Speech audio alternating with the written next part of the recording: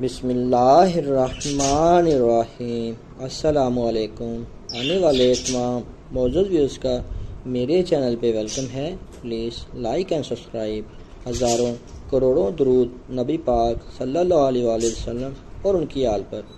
محرم اسلامی سال کا پہلا مہینہ ہے۔ اس میں نواسہ رسول سیدنا امام حسین رضی اللہ تعالیٰ عنہ 60 ہجری میں باطل کے خلاف جنگ کے لیے میدان کربلا میں تشریف لائے اور حق کی راہ میں آپ نے شجاعت و بہادری کی وہ مسائل قائم کی جو آج کے لوگوں کے لیے یقیناً مشع راہ ہے۔ سیدنا ابو سعید خدری رضی اللہ تعالیٰ عنہ روایت کرتے ہیں کہ رسول اللہ صلی اللہ علیہ وآلہ وسلم نے فرمایا، دنیا میٹھی اور سرسبز ہے۔ اللہ تعالیٰ اس دنیا میں تمہیں ایک دوسرے کے جانشین بنا کر دیکھے گا، تم کیا عمل پیش کرتے ہو؟ صحیح مسلم۔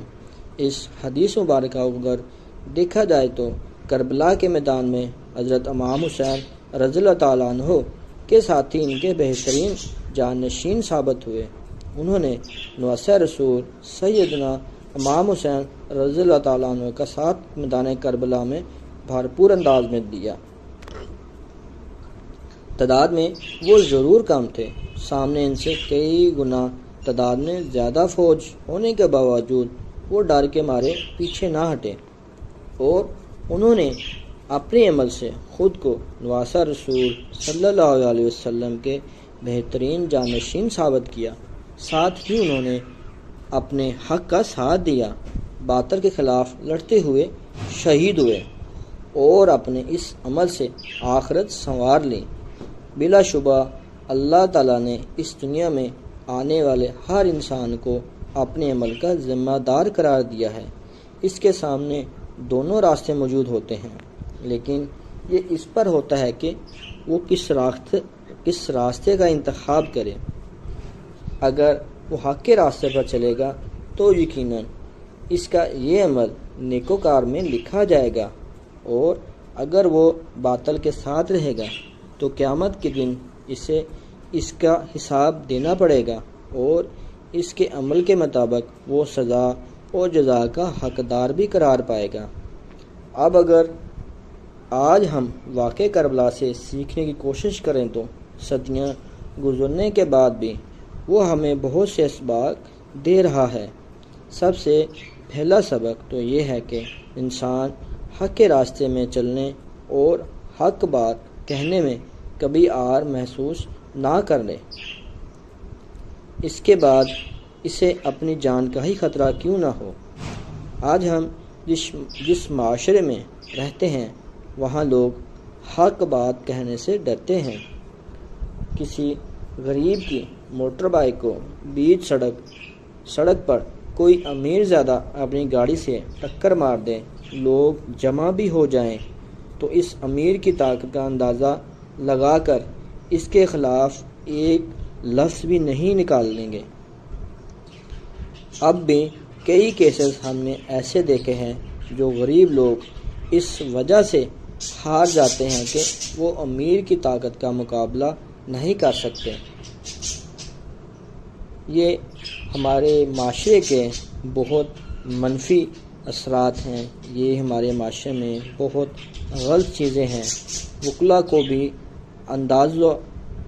بھی اندازہ ہوتا ہے کہ کون ٹھیک ہے کون غلط ہے، لیکن وہ بھی صرف پیسہ کمانے کے لیے زبان بند رکھتے ہیں تاکہ ان کی دنیا سنور جائے۔ وہ یہ نہیں دیکھتے کہ کربلا میں یزیدی فوج بظاہر مضبوط تھی، اس کے باوجود حضرت امام حسین رضی اللہ تعالیٰ عنہ اور ان کے جانثار ساتھی کسی کے بھی روب میں نہ آئے اور حق کی راہ میں لڑتے ہوئے اپنی جانوں کا نذرانہ پیش کر گئے۔ کربلا کے میدان میں نواسہ رسول حضرت امام حسین رضی اللہ تعالیٰ عنہ پر 3 دن پانی بند رکھا گیا، لیکن پھر بھی وہ صبر و استقلال کا مظاہرہ کرتے رہے اور اپنے ساتھیوں کو بھی یہی تلقین کرتے رہے کہ صبر کا دامن کسی صورت ہاتھ سے نہ چھوٹنے پائے۔ جبکہ آج اگر کسی کو کوئی بیماری ہو جائے، کسی کے کاروبار میں کوئی نقصان ہو جائے، کسی کے کاروبار میں کوئی نقصان ہو جائے یا کسی پر کوئی بھی طرح کی مشکل آ جائے، وہ ناشکری کے الفاظ کہہ کر اللہ تعالیٰ کی ذات سے شکوہ کرتا ہوا دکھائی دیتا ہے کہ میرے ساتھ ہی ایسا کیوں ہوا، دنیا میں اور بھی لوگ ہیں، ان کے ساتھ بھی تو برا ہو سکتا تھا، تو صرف میرے ساتھ ہی کیوں برا کیا گیا، کیا صرف میں ہی ملا تھا؟ نعوذ باللہ۔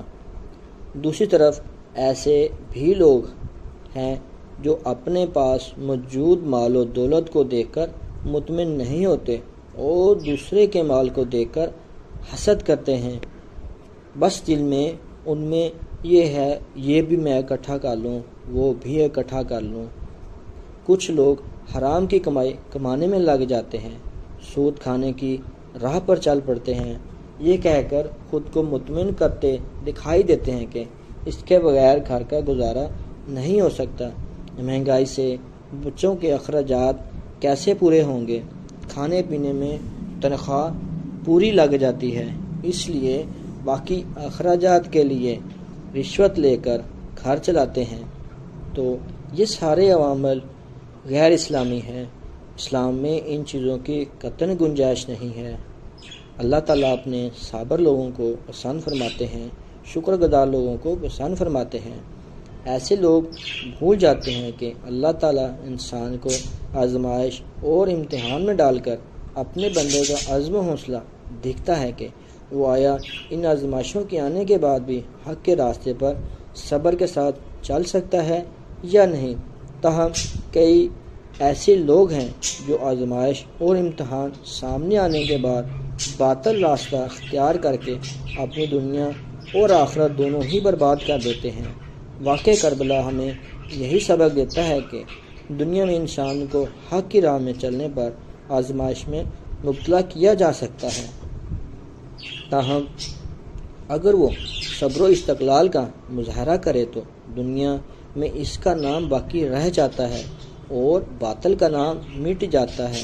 لہذا روزمرہ زندگی گزارتے ہوئے بھی اچھے اور برے میں فرق کریں، اچھائی کی راہ کو اختیار کریں، حق کا ہمیشہ ساتھ دیں، جھوٹ اور باطل کے خلاف ضرور بولیں، بولنے سے ہرگز نہ ڈریں، زندگی میں جو چیزیں حاصل ہیں ان پر شکر گزاری سے کام لیں، یہ یاد رکھیں کہ ناشکری کر کے برے حالات کا رونا روتے ہوئے غلط راستے پر جا کر غلط طریقے سے پیسے کما کر آپ دنیاوی سکون عیش و عشرت تو حاصل کر لیں گے، لیکن آخرت میں آپ کو اس کا حساب ضرور دینا پڑے گا۔